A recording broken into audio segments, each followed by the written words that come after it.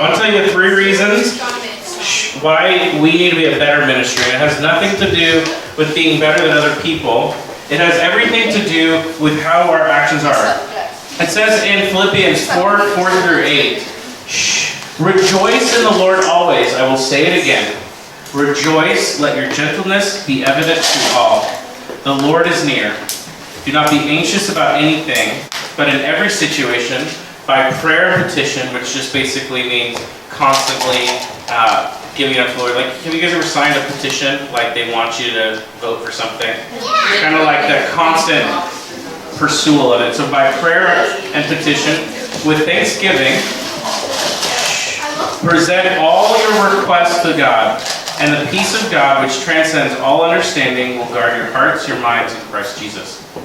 And he says, finally, brothers and sisters, whatever is true, whatever is noble, whatever is right, whatever is pure, whatever is lovely, whatever is admirable, if anything is excellent or praiseworthy, think about such things. If anything is excellent, if anything is done to our best, or it is done that is with excellence, then we should think about such things. And what I want to get at, guys, is when we want to be a better ministry, we want to do things with excellence. We want to do things with excellence, which is our point number 1. The idea is that you guys growing up in middle school, you guys have a lot of opportunities to show God off to your friends without ever saying a word. In fact, there was a famous old priest in the Catholic Church before the church split, really faithful guy to the Lord. And his name was St. Francis of Assisi. And he said these words. He says, share the gospel always. Use words if necessary. Well, words are going to be necessary in sharing the gospel, but his point was, always represent the gospel of Jesus in all that you do, even when you don't need words to do it. So that means doing well in school, being an example to others, not being on your phone unless you're taking notes in the middle of church.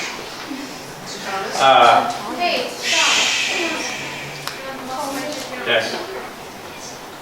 Doing things with excellence. That means why we did such a big event and we had so many little details in it, is because we desire to do things in excellence. Because the thing is, when we go back to this verse, we want to do whatever is true, whatever is noble, whatever is right, pure, and lovely.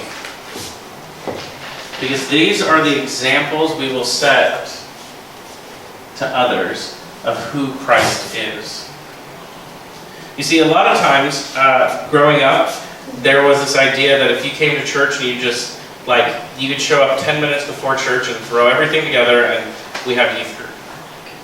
Or you guys might be, as middle schoolers, say, you know what, I have this project, it's due tomorrow, I'm going to throw it together and just do it.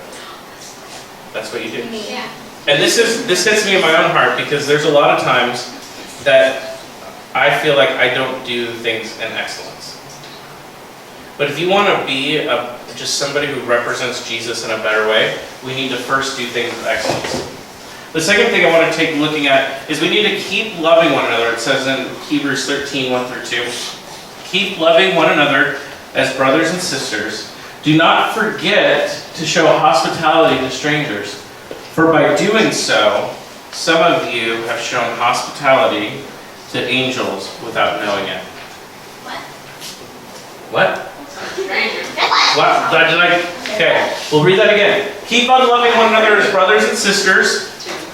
Do not forget to show hospitality to strangers, for by so doing, some people have shown hospitality to angels without knowing it.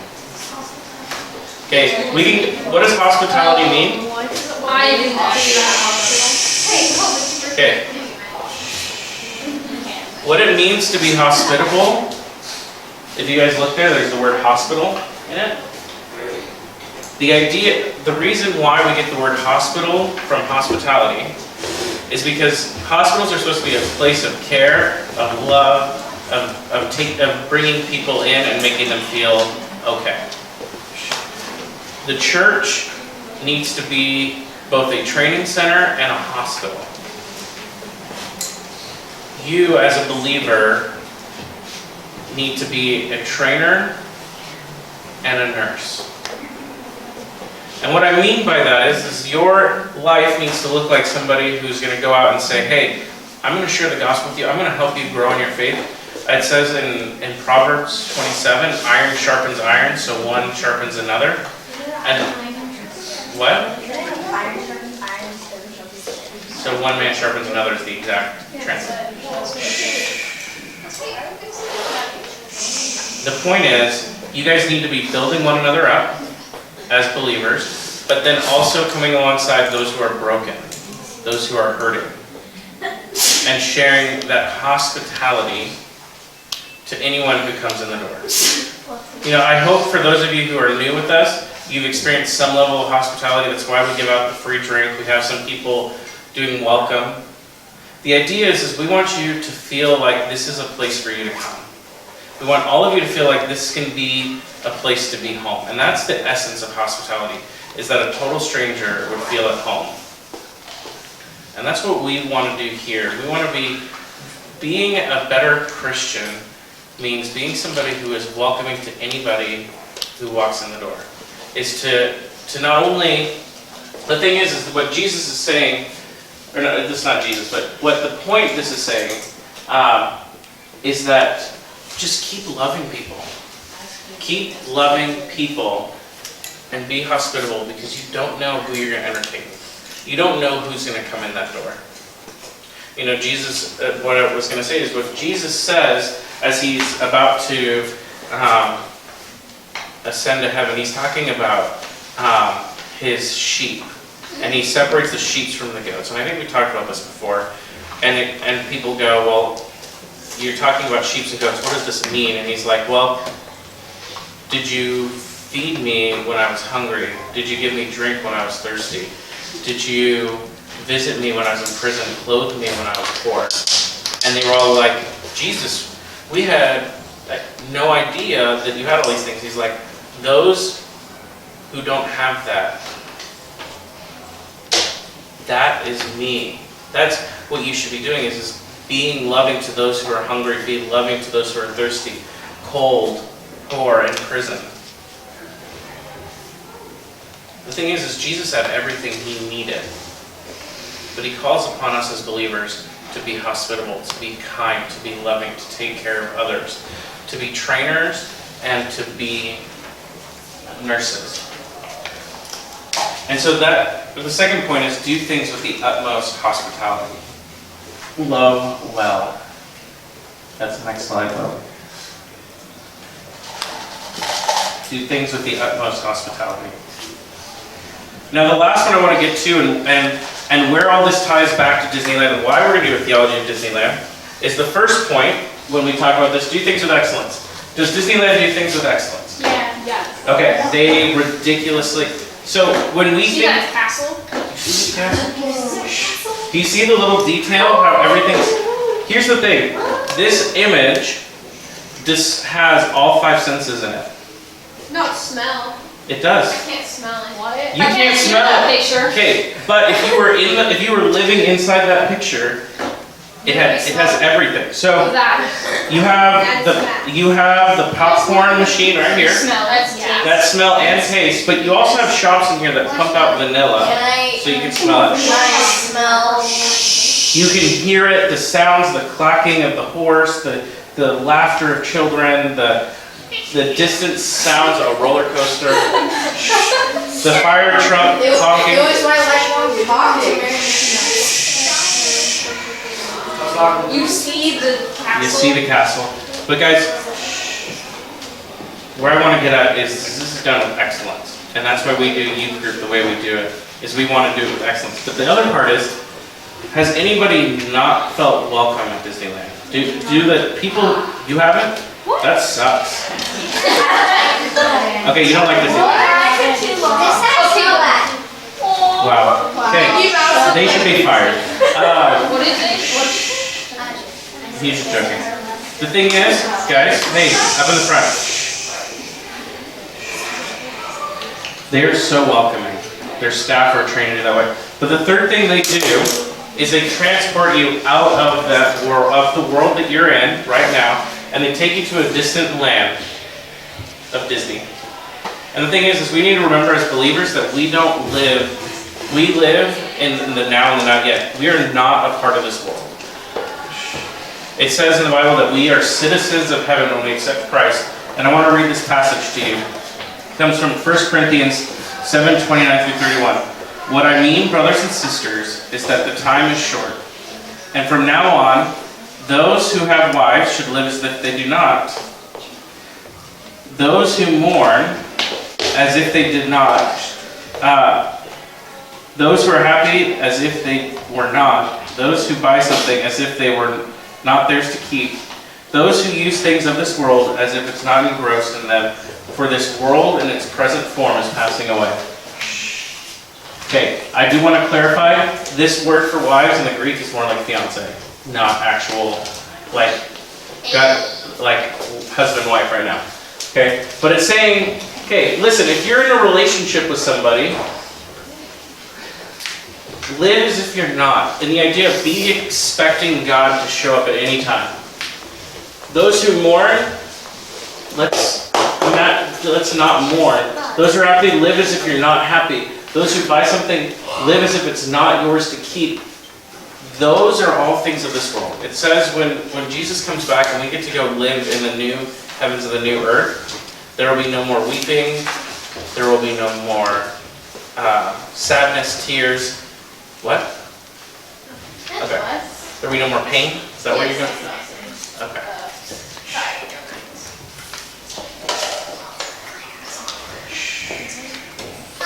The point of this passage, and where I'm getting at here with you guys, is if we live as if we're focused on the things of this world, we are missing out on what God has for us. What he's saying is live expectantly of what he is going to do in your life. And it may be today, it may be tomorrow, but don't live your life focused on the things of this earth. You know, I have a ton of trophies in my office, like dozens of trophies. I'm doing one. Yeah,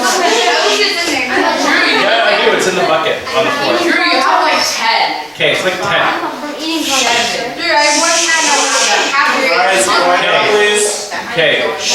What are they from? What are they from? Soccer, karate. I have 0. Hey, guys. I can't take them with me. I can't take them at all. I can't take this really beautiful, expensive painting. This is one of the most expensive things I own. How much is it? I'm not going to talk about. My point is, I can't take it with me. And when we follow Christ, we need to remember that we can't take things with us. We can't take gifts, and we can't take our trophies. We can't. Our emotions are going to be fickle on this earth, but there is a plan for you. God is doing something in your life. And what I want to get back to is that people who follow Christ find opportunities to not focus on things of this earth because they know it's passing away. I want to end with this, and then we're going to put the big idea up there. Remember we aren't a part of this world is the third point. Remember we aren't a part of this world. You can go back up. I'll end with this story, and we'll do the big idea up there. I shared with you guys about how some people donated for the event we had. Okay.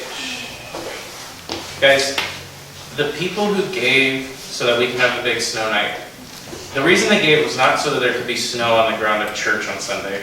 They didn't give because they liked the awesome rock wall and they thought it'd be really cool to look at. They didn't like the sound of the music of young yupsters like you guys. Their quote, not mine. What? I know. Guys, I'll answer your question in a second. What? Okay. The reason they gave is because they would give hundreds, if not thousands of dollars. And there are multiple people who gave money for that event. to see even just one person to come to know Jesus. There was 7. There were 7. Because in their mind, they could give their all their money away because they know they get to go be with the Lord. But it would break their hearts, as it should break all of our hearts, if somebody doesn't get to enjoy eternity with God. All of the money in the world is not worth one life in heaven.